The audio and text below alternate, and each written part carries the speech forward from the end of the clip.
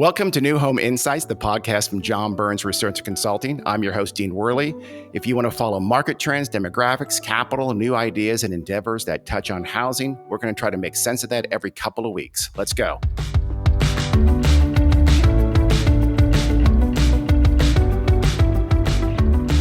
Hello, everyone. This is Dean Worley for the New Home Insights podcast. You know, you'll always get great insights about the housing market here, our new innovations in the housing sector. But lately, we've been kind of leaning into the building products area and the housing products side of the business. Today, we have one of the biggest product manufacturers in the country. We have Fortune Brands. Fortune Brands is not just Moen faucets, I'm sure you know, and the fixtures. It's actually a pretty diversified company with a variety of products that touch on the housing space.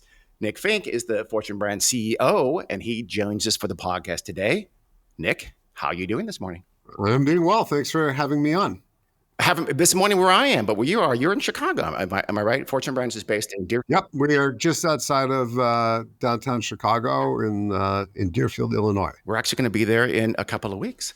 Excellent. We are going to first kind of look at what Fortune Brands is now, Fortune Brands and their brands. Then we're going to talk a little bit about data analytics, and then a little bit about the shape of the market. And then we'll end with a kind of what lies ahead for Fortune and the importance of technology and connectivity. I know technology and connectivity is going to enter into our conversation before that, but maybe we talk a little more at the end.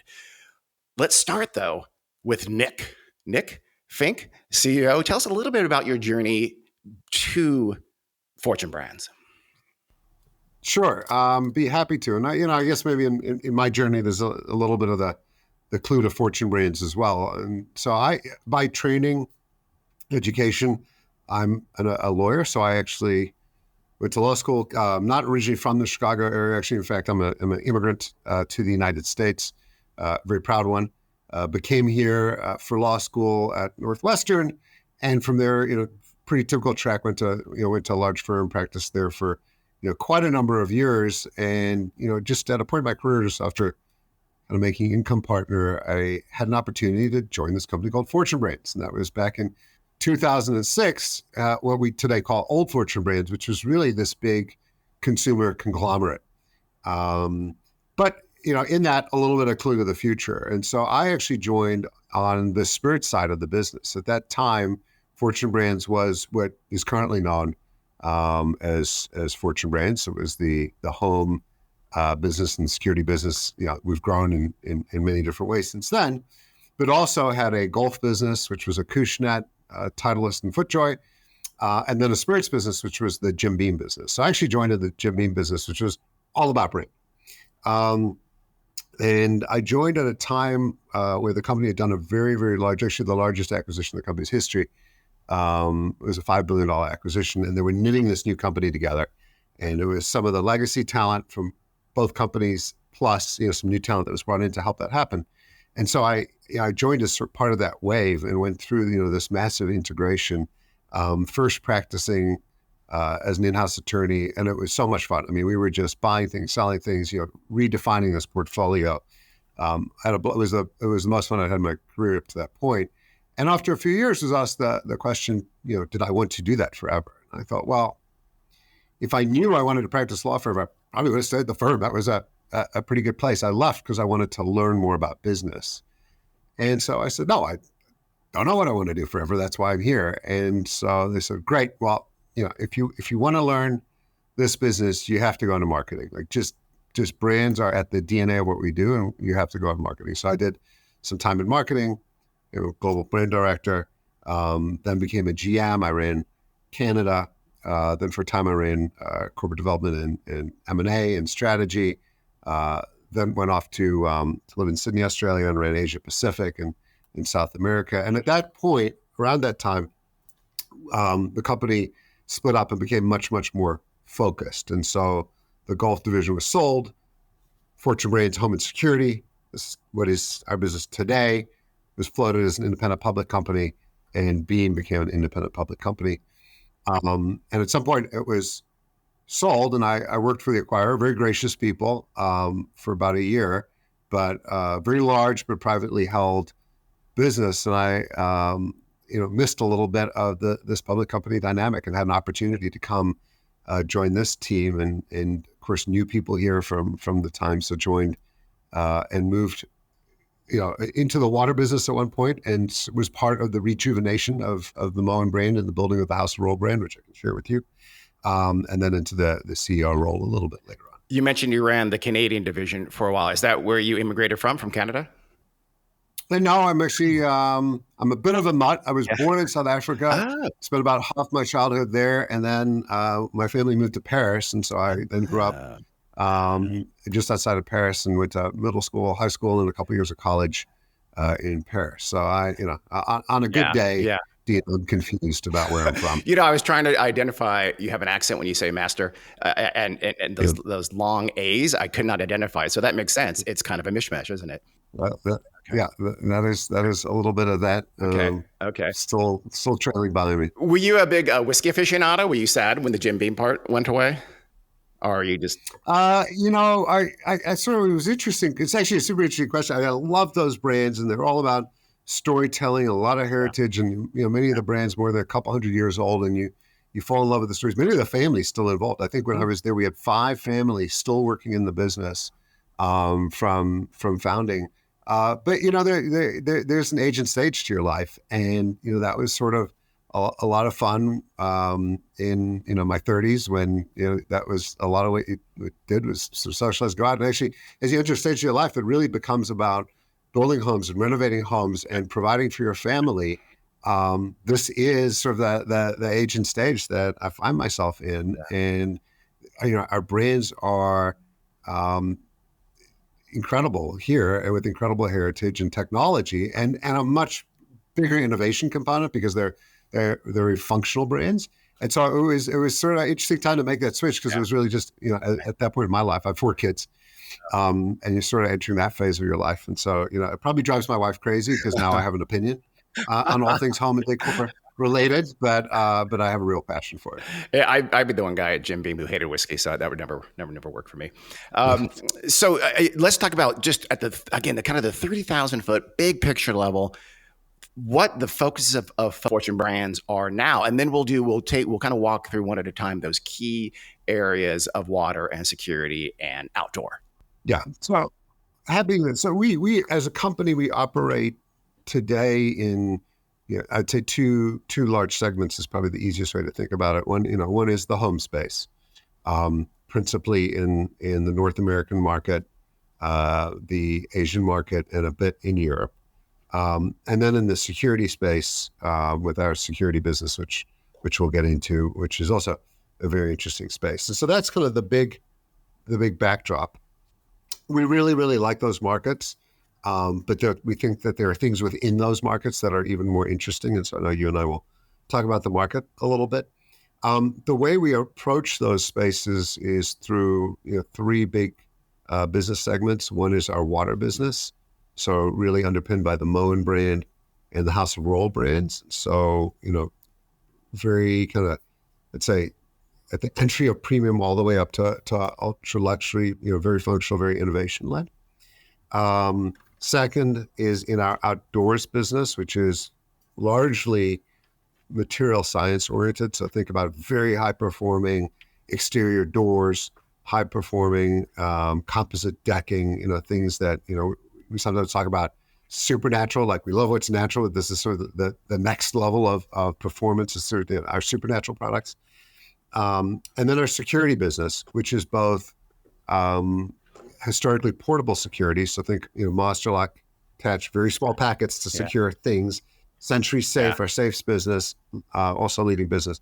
And then, more recently we've added the Yale and August businesses. One thing I'll just say as we approach these markets is we tend to operate in leading positions. And that's not the only way to operate. I mean, when I talked about the Jim Beam business, we're much more of a challenger business, and I have a lot of fun inside of challenger businesses. But the Fortune Brands business really seeks out leadership positions in very good business verticals where you have great construct, ability to invest, real brands, a moat, and great profit structures that allow you to reinvest for the future. Before we go into those sectors you just mentioned, let's talk about how you kind of winnowed down. I mean, you were very strategic in how you got to where Fortune Brands is now. And in that process, you kind of got out of some spaces that you didn't feel were strategically necessary for you being. Can you talk about that process a little bit before we get into the brands that as they are today? Yeah, absolutely. So, what you're referring to is, at the end of 2022, we spun out our cabinets business, which is about 40% of our revenue, about 30% of our profit. So, a really big spin. I mean, people that spin smaller things, I mean, that's almost like a split, just to spin that much of your business out. And we spun it out into an independent public company called Master Brains that has really thrived since under some fabulous leadership that, I'm proud we were involved in putting into place. And really the thinking behind it was, if you looked at the portfolio, at the time it was constructed, it was very well constructed for the strategy, which was coming out of the GFC and that downturn. The company saw a big opportunity in that recovery. And so it was really position ourselves in the best parts of the market and capture that recovery with some really good leading businesses. And that strategy delivered really well for a long time. As you well know, the market ended up being a very good market, but a market that was constrained by supply, right? It didn't grow 30% for 3 years and just revert to 5. We all know that this market is going to be a growth market for a very long time because you can only manufacture so much in any given year, and there just is not enough housing. And once we started to see that equation develop, I'd say towards the end of the 2010s, we started to think about, okay, well, if we're going to be playing this, beyond a recovery, we're going to be playing growth for a very long time. How would we best dial into that? And for us, it really became around brands, innovation, and channel. Right? The 3 areas of strength that we do exceptionally well, underpinned by large digital conversion that you and I will talk about. And as we looked at the cabinets business, it had many of those same attributes, but not all.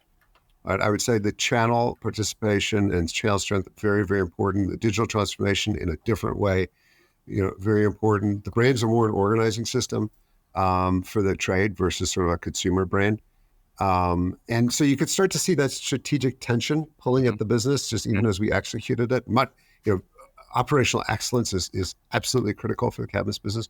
And so as we saw that tension, we just said, strategically, in the long run, is this the right thing? Will we always be the best owner of this business? And, if you look at the history of the company, and I just touched on, that big split from the consumer conglomerate, like this has never been a company that's held on to an empire. It will always do what's best for the shareholder, including shrinking itself to grow faster.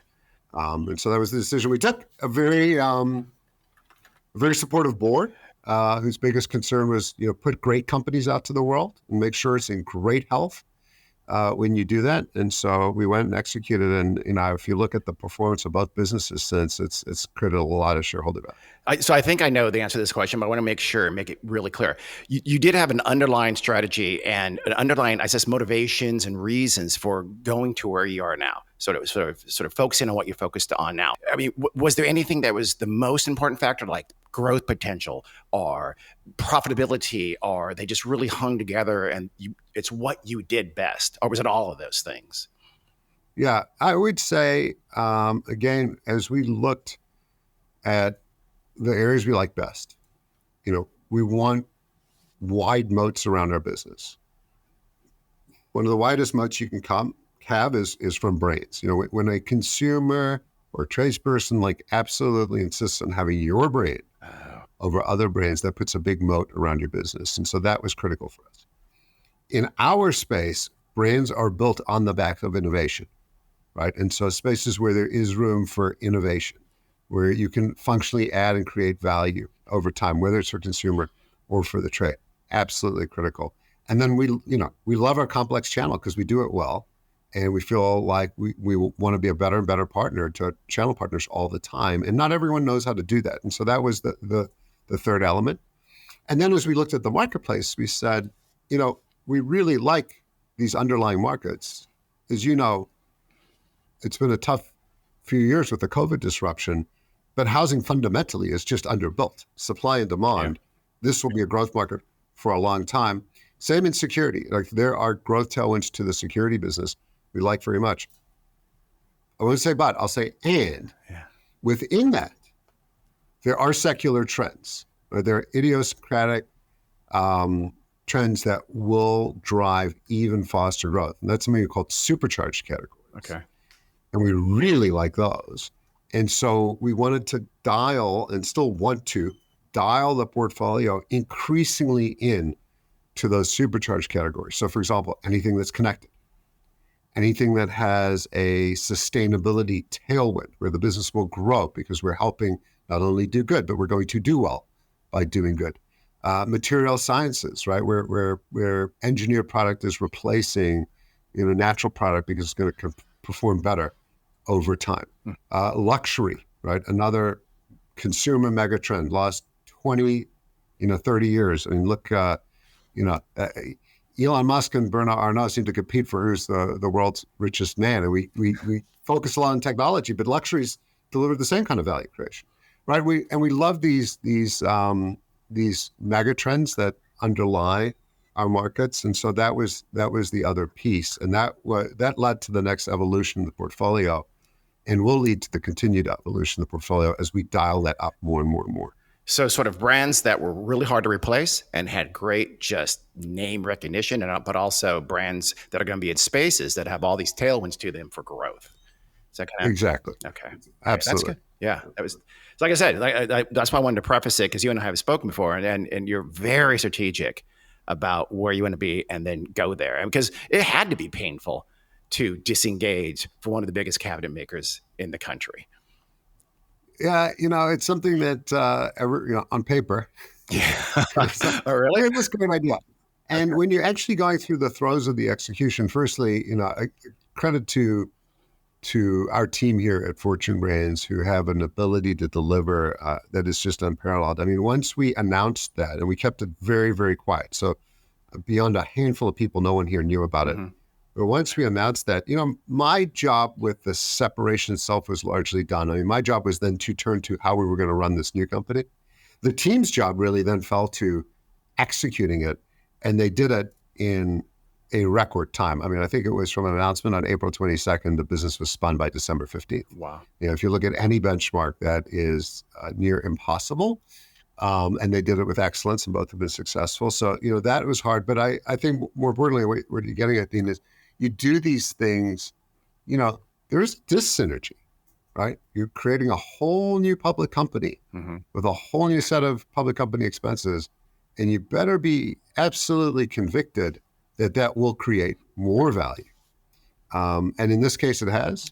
And I believe it's actually just in the early innings. I think both companies will continue to outpace the market and will create even more value over time. And in fact, the Master Brands guys just announced their first acquisition, so very, very proud of them. And that's something that I think just demonstrated under different ownership, they were going to be able to do other things. But you're right, it's hard, it's expensive, and you better get it right if you're going to embark on that kind of undertaking. I think I can't remember what word I used, but also a little scary too, because what if you are making the wrong decision about what you're spinning off? This can be a stupid analogy, but it's like in fantasy baseball when you trade away a player you really like, but you're getting back a good player, and you part of you is a little schadenfreude that God, I want that guy I just traded away to do well. But it's really refreshing to hear that for master folks, for the cabinetry, you guys are you're friendly with them and you're on their side and you're glad they're doing well. Yeah, actually, I tell you what, that was a great analogy. I'll tell you what's an analogy, and like this board, we would absolutely not have done it until it was a great player. Okay. You're not have traded away a bad player, because we're trading it away to our share. On day one, those are our shareholders we're giving those shares to. Okay. And the business has to be really good. So we recruited a whole new team. They're fabulous. As you picked up, we are very close. And on our investor day, when we both did in New York at the NYSE, I stood up and I said, hold me accountable for how they do. Hold them accountable, but also accountable, because my job was to deliver it to you in great shape. Yeah. And I feel like we did that. But with that, yeah, it's a little bit sad because Yeah. it wasn't like this, oh, thank God. It was really like, I know. this is now a great business. It's time for it to go out on its own. Okay. Okay. I wish you were in my fantasy league because all my other fantasy owners want to do is trade me their very worst players. So Yes. I wish. Slightly different Yeah, dynamic there. very different environment. So let's go through that. Let's go through one at a time, kind of your segments, I guess, if I lack of a better term. We'll start with water, the faucets, the fixtures, Moen being kind of the flagship of that. Tell us about that part of the business. Yeah, so fabulous business, I'd say, underpinned by two, foundational pillars. One being the Moen brand, which is the leader in the North American market, and the other is the House of Roll, Oh, yeah. which is a collection of luxury brands, all with different heritage and provenance. Very very special brands that really sit at the pinnacle of our space. So just start for a second with the Moen business. Yeah. Historically, a faucet and shower head business. I mean, it really started as a faucet business. Almon, helped develop the original, single handle mixing valve, so you didn't have hot coming out of one place and cold coming out of another, burning and freezing, and that was innovation very much at the heart of that company. That was hugely innovative at that time. If you think about it, God. that was like, wow. There's still, I won't call them out, but there's still a couple countries in the world you travel to, and tied a little bit to the that two faucet thing. You're like, ouch, that's freezing. Ouch, that's freezing. We did away with that. Okay. But the big evolution for that business over the last few years has been to move from being a faucet and shower head leader to really being a whole home residential water management company. And at the heart of that company, like every person in that company wants to create a beautiful experience with water for our consumers. And that's where the innovation has taken us. And so it's really evolved from, we still sell a lot of showers and a lot of faucets, and we spend a lot of time on it. But we have really evolved into much more of a technology-oriented space where we have a smart water network. I know we'll talk about it a little bit, but all of those things do kind of come together. And ultimately, this will be the business that manages your water in the home and helps you do it digitally, which will have huge impact for consumers, for communities, and for our planet. What are some of the House of Roll brands? Tell us, they're an umbrella kind of luxury brands. What are some of those brands? Yeah. So, interesting, like the Roll brand, which is one of the brands of the House of Roll, the Roll brand was built by the Roll family in the US. And what they really did was they kind of went and saw what was the best of the best on trend designs coming out of Europe and made sure that they were adapted to this market. And that was really kind of the original DNA. And we've sort of taken that and exploded it further. And so today you do have that Roll brand. You have the Shaw's sink brand, kind of the made in England, the big farmhouse sink that's been around since the late 1800s. Victoria and Albert, which are the big freestanding tubs, made also out of a beautiful material that we engineer in South Africa. Perrin and Rowe, which really sits at the ultra price point, handcrafted in the UK by artisans, faucets and showers. Rearbel, which is a French-Canadian brand, more of a modern flair, a leader in that marketplace. And most recently, we've added MTech, which is the leader in the luxury hardware category, just stunning designs. All of these things are purchased together.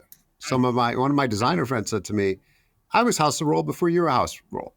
In other words, before we had, as you said, it was so strategic. Right? Well, before we had the brilliant strategy, I was buying these things and putting them together for my clients anyway. Oh, I see. We sort of saw that. We said we can make this process much easier and much more friction-free than it is today by bringing it under umbrella. Okay. You can have one order, one invoice, the colors will work together, the designs will work together, but still maintain the individuality of all of these brands and all their brand stories, which we help bring to life. That's interesting. So it's kind of like, hey, you're going to order this sort of suite of kitchen and bath items at the luxury end of the market. Let's put them together for you, and it's good to go. Yeah, but still do it in a way that's highly customizable. So we're not just telling people hey, this is a time you should buy the suite together. You could pick from over 200 colors for our tubs. You can make these things work together in very different ways. And that's why this is a very, very important brand for the designer community. And we really value those designer relationships. They have a very critical role in bringing it to life. Okay.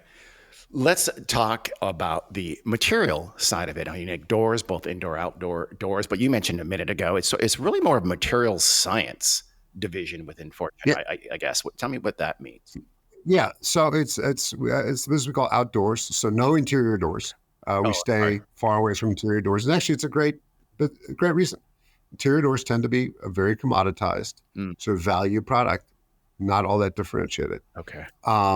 So with respect to people who compete in that space, they're very good at what they do. It's not what we do, though. We really look at the space where we can create and add value through innovation, and that's the exterior door. Okay. It's actually Therma-Tru, which is the exterior door brand, is our leading builder brand. And I mean, builders just love this brand. And you go, well, why would a builder spend more money to put a Therma-Tru door in than just a generic door? And it's because the performance is so much greater that it actually creates more value for the builder, not just in the value it creates on the home and how much they can charge for it, but they never have to come back. They never have to repair it.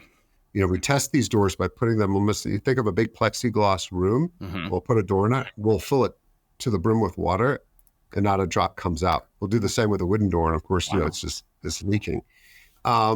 And so that's really the genesis of the business. And it's been driving that material conversion into fiberglass for over 40 years, Okay. and is the market leader.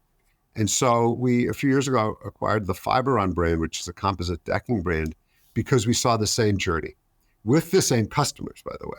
It's sold through many of the same customers and the same channels.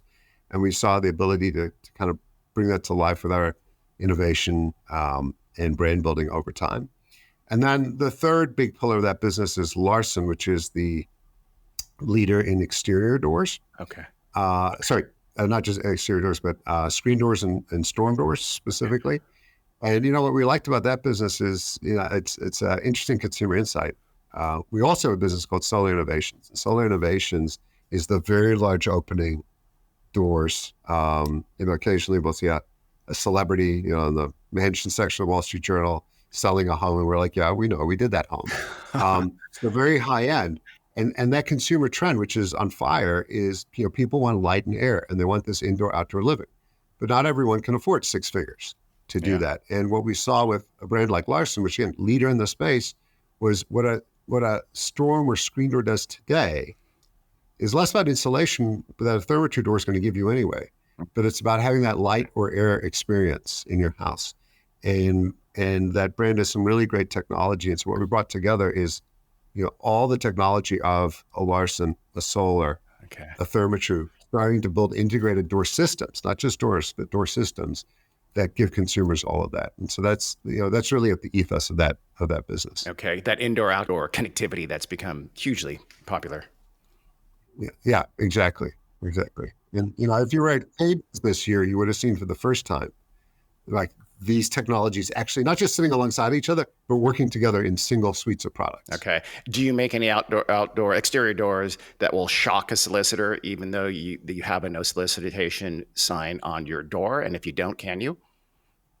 We're not into shocking people, but Door, we'll talk anything? about our security business, which includes Yale, Good which gives segue, you a lot of Nick. access Thank you. control. Yeah.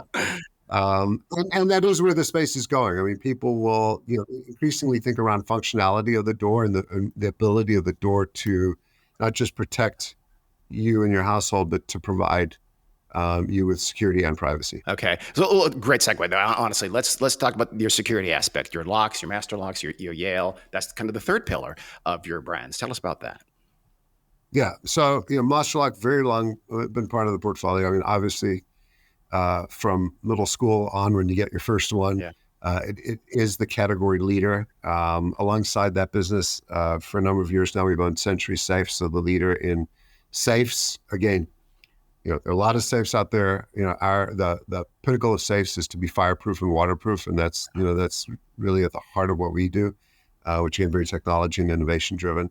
And those brands are very interesting because they've been around a long time. They're really going through a digital conversion now, into becoming much more connected and interesting brands, which is going to lead to an acceleration in growth. And then About a year ago, we were very fortunate in order to be able to acquire, along with Emtech that I mentioned earlier, the Yale and August business, which is really a door locks, but connected. I mean, that is really a connected business. And we were able to leverage that acquisition to really build a connected team around all of that connected business. So the security now is Master Lock, Century Safe, Yale, and August, and really a wonderful security business because of the strength of those brands and the team. But really now thinking about, as we are a year into this integration, how the sum of those parts are going to add up to much more than the sum. So before we talk a little bit about data and the market, let's actually talk about what's kind of crept up already. I've heard you say it a few times already, which is this idea of sustainability. That's kind of also one of those underlying driving forces of what you do. Why the focus on sustainability, and what does that mean? Yeah, I mean, besides the fact that it's the right thing to do, and as businesses and community members, we all have an obligation to make sure we're at least trying to put back what we take out, and that's something we take very seriously. We really look at the space and we go, well, where can we have real impact? Like, where are we most materially able to impact? And of course, it's the areas in which we operate. And so, we've made some huge sustainability commitments around water, around safety, et cetera. What's most exciting about Dean is that not only do we, get to do good for our people and our planet, the business will do well because we're innovating in products that the world will need. So, for example, we'll touch on it, but our Flow by Moen product, which sits at the heart of our smart water network, that can reduce water damage in homes almost entirely. So there are $17 billion a year of insurance claims for preventable water damage in the United States alone. We don't even know how much is not claimed, but we know because we've tested it on over 10,000 homes. We can take 96% of those claims to zero, and the remaining 4% down by about 3/4. Okay. And so when you see that sort of impact, you're like, okay, well, now I'm saving homes, I'm saving water. We made a commitment really even before leveraging this to save 1 trillion gallons by 2030, which is about 2 weeks of Niagara Falls. But also carbon. It takes a lot of energy to clean and distribute that much water. And so, that's just an example of where our business is going to grow. Yeah. I mean, this is going to add material growth to our business in a wonderful way and future-proof it. But at the same time, we're having an incredible impact on our planet. And it's not the only place. I mean, we're doing that in outdoors. We're doing it in security. But, we're going to have more growth because of sustainability, and we're going to have a positive impact on people on the planet. And that's just a great spot to be in. We're very fortunate. I completely agree. But it is weird how some of those kinds of efforts in business have become strangely controversial lately, even though they seem innocuous and kind of universally acceptable. It is odd. Have you faced any, brushback from that? We haven't. And the reason I believe we haven't is because we focused on our areas of impact. And our areas of impact are also the areas where it benefits all of our stakeholders, including our shareholders. Okay, yeah. And so I think that's why actually it's been fairly applauded. I think where people might have run into more pushback is where they were making very broad commitments where it started to stretch. Well, okay, it's a win-lose. You sort of add something here, but you detract something there. Okay. In our case, we've really focused on areas of impact which create win-wins. So it's good for shareholders, it's good for the company, and it's good for the planet. I like that. Let's talk a little bit about data analytics before we go to the market. And by that, I mean kind of your internal data analytics. You're a very analytical company. What are the data you're looking at, and what are you using them for on an everyday basis? Yeah, well, thank you for that. I mean, it's something you're right. We are known for, and we've historically done very well. And it's changing very quickly. And I think that it's important not to have hubris around past success as a predictor of the future. And so, we do employ economists on the team We look at all surveys. We look at your data very closely. We look at all market data. We do our own regression analyses, and we make our own forecasts. And we do, we don't publish them. We'll beyond what we guide the market. But I will tell you, we do look back every year and challenge ourselves. And, we do tend to be amongst the most accurate. Okay. That said, AI is going to change this immensely. And what we've started to do alongside all of that human work I was just telling you about is run machine learning algorithms against it. And we're not yet hands off the wheel, like, let's just let the machine run, although I'm coming to a point of confidence where I think we could. But we go back and compare our human analysis against our machine learning and just see, are we building to that level of confidence? I'll tell you, it's fascinating. Like you'll remember Q1 of 23, where all the builders surprised to the upside. And the market was better even than our own official forecast. When we went back and looked at our AI-driven forecast, it was on point. Really? Absolutely. And then when we looked at why our sort of official forecast was different, we found there was a lot of human intervention around the negative feedback we were hearing from the market. Okay. So the market had kind of created an echo chamber around some negativity with rates. Yeah. And we reflected that. And I think we all talked to each other.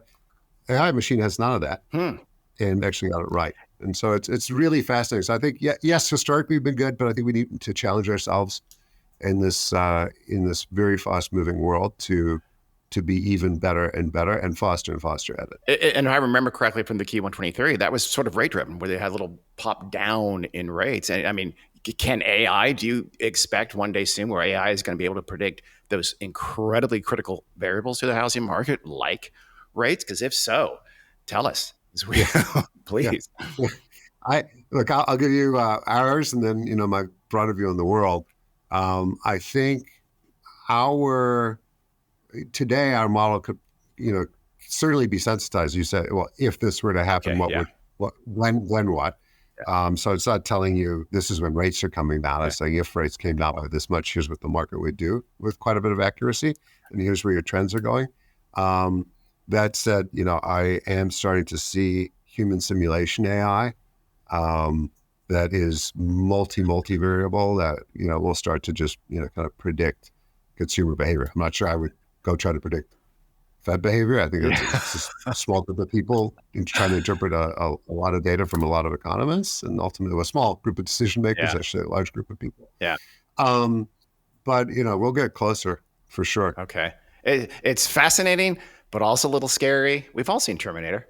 So, we'll see. We'll see how that plays out. I'm curious, though, how far out are you predicting, or do you have to predict to be effective? Are you projecting years and years out of market trends when you do your data analyses? We do of course do a strategic, long range strategic plan, and we will look at long-term data points, immigration, population growth, household formation, headship, all of that stuff. Okay. So we do that, but then I think the kind of closer in data, it varies amongst our segments, but let's just say for argument's sake, our supply chain, give or take, is about 6 months. Okay. We're pretty good 6 months out. Okay. Beyond that, and particularly as you get to things like R&R, it gets a lot harder. Yeah. And then, I would say you can see where the long term is going. Though when you have those break moments, like you referred to, hey, rates came down a little bit, consumers really came into the market. When those things become harder to see. So you can have certainty around, I'm making the right long-term investment here. I'm building the right thing.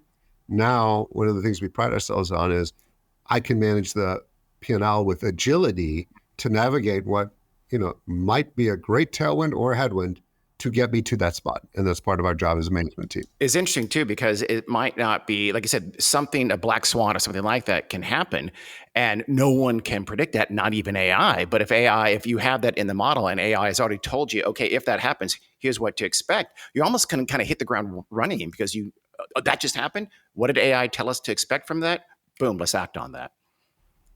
It's super helpful. Okay. It's super helpful. And, we will, I think for the last almost since 2020, I don't know that we've had a year where we have a plan, we lock a plan, but we probably have, two plans flying alongside it, an upside and a downside plan where we've run that exact scenario, like if this, then what? And so we know what to do before we get into an event. Okay. If things don't turn out the way we expect them to, upside or downside. Okay. Now I know. Now let's talk about a little bit about the market. I know you can't be super specific here. I understand that, but just how is for instance, the repair and remodeling aspect of your business going? Is that something that you see as growth? Has that been, kind of trending positively, sustainably, or?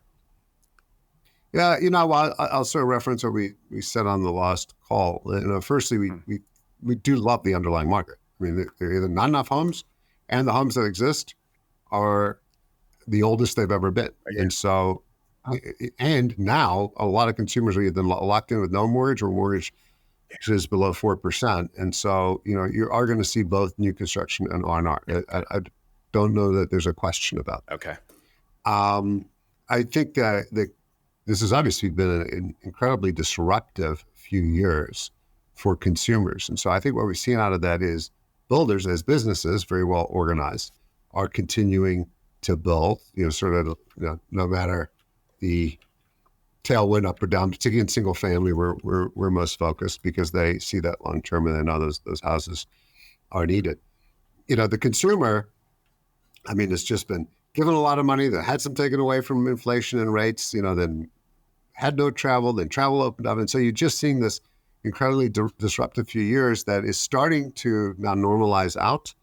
And what we see there is actually when you put the last few years together, is actually an R&R growth rate below the long-term historic trend and below the long-term forecast. And so, I'd say it's been pretty tepid as a whole, right? There's been like a great 2021 inside of there, but as a whole over the last 4+ years, but just given the underlying macro data, again, housing, household wealth, blah, blah, blah. I think as the noise settles out and consumers gain confidence, we're going to see more projects in the pipeline. And it really, I'd say that where it's been most tepid is really around the DIYer. We are still seeing, quite a bit of project work.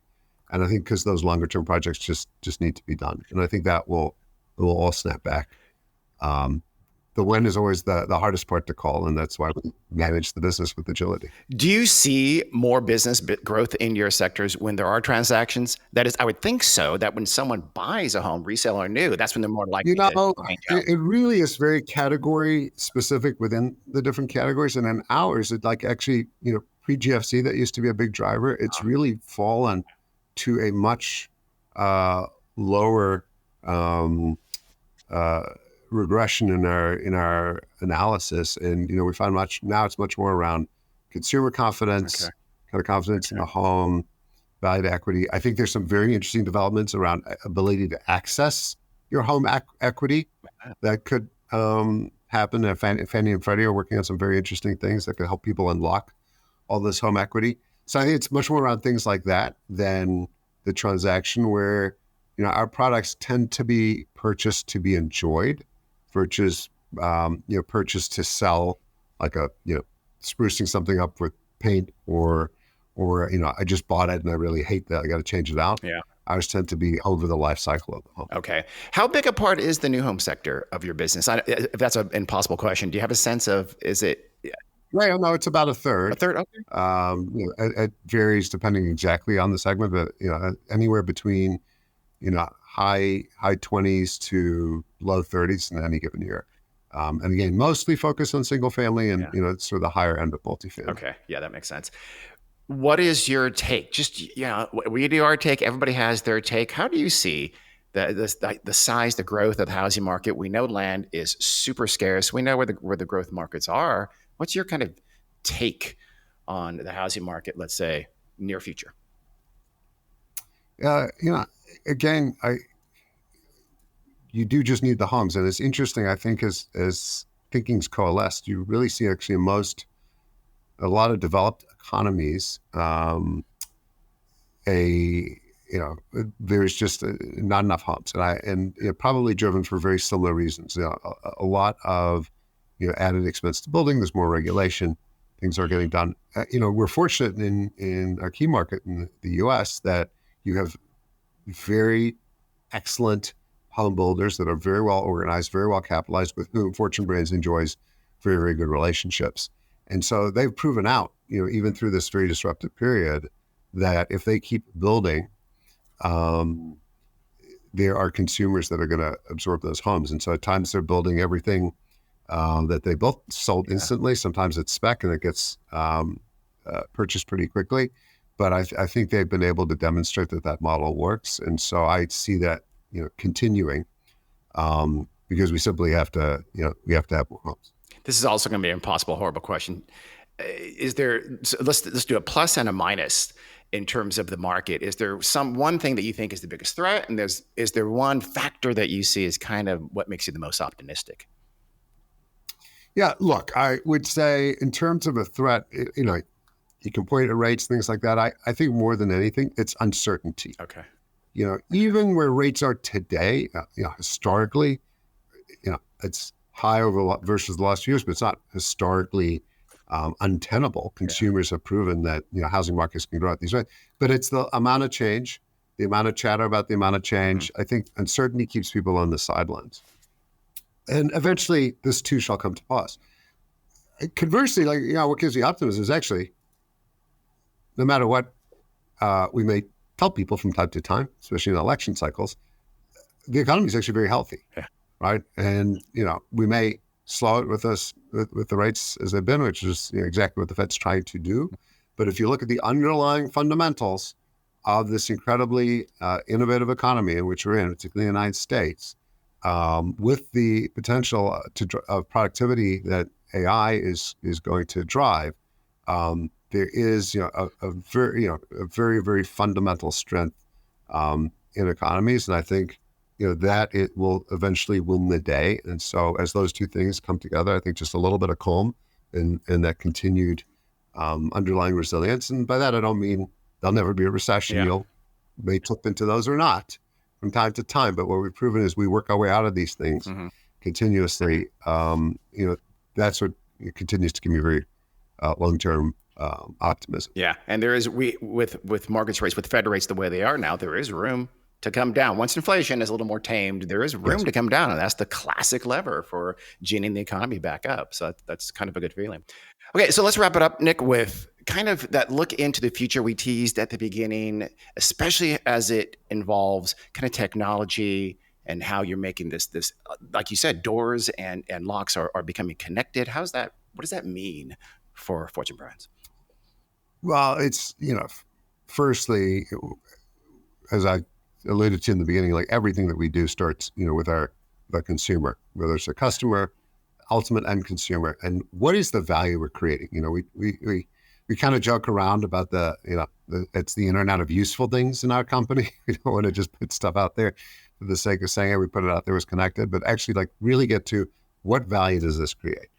And in the security space, it's pretty amazing. I mean, it's Master Lock really went and developed. You think about what is a Master Lock? It's security in a very small packet, right? A padlock. Okay, yeah. And so to go to connect that, to be able to do it without Wi-Fi, to be able to do it without hardline power in a tiny packet was quite a technological feat. But now we're able to provide our commercial customers, in particular. I mean, consumer can buy it, but a lot of commercial customers, want to manage hundreds, if not thousands, of padlocks from a single API integrated system. You can do it on your phone. You can do it on a desktop. You can give permissioning. It's very powerful. We have a lockout tagout business, which is very safety oriented. That's exactly how you secure equipment to keep people safe in manufacturing sites. That's that commercial business is now a third of Master Lock sales. That, for example, will all digitize over time. The Yale door lock, being able to give permission or remove permission for someone to access your home, to know when someone accessed your home, to know did your kids get home, did they punch in that code, did they walk through the door, is very powerful. Early days in that business because today it's still a smart lock you put onto a door. The fact that we own the leading exterior door company won't hurt as these things become increasingly connected. And then, in the water space, the fact that we can monitor exactly what is happening at every node in your home, every faucet, every shower head, the toilet, your irrigation system, your pool, and do it from a single point of entry on your main using an algorithm to read signatures of water throughout the home, and then help identify either a drip leak or save your home and automatically shut off the main in the event of a catastrophic leak is game-changing for this space. And, that takes a lot of engineering. We now have, a connected products team working across all of this. It's, about 200 engineers. We have digital sales, annualized at about 250 million now, and very profitable, which is key because that allows you to reinvest for growth.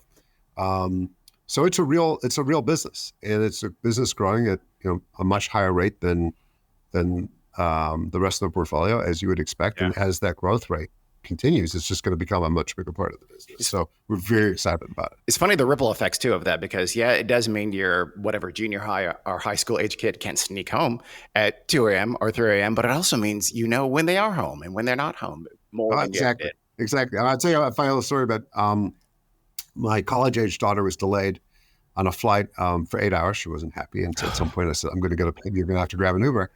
And, half asleep, was still waiting for my daughter to get home. And I opened an eye and I looked up at the phone. And at that moment, the Moen alert had come on saying, I'm going to shut your water off in 4 minutes.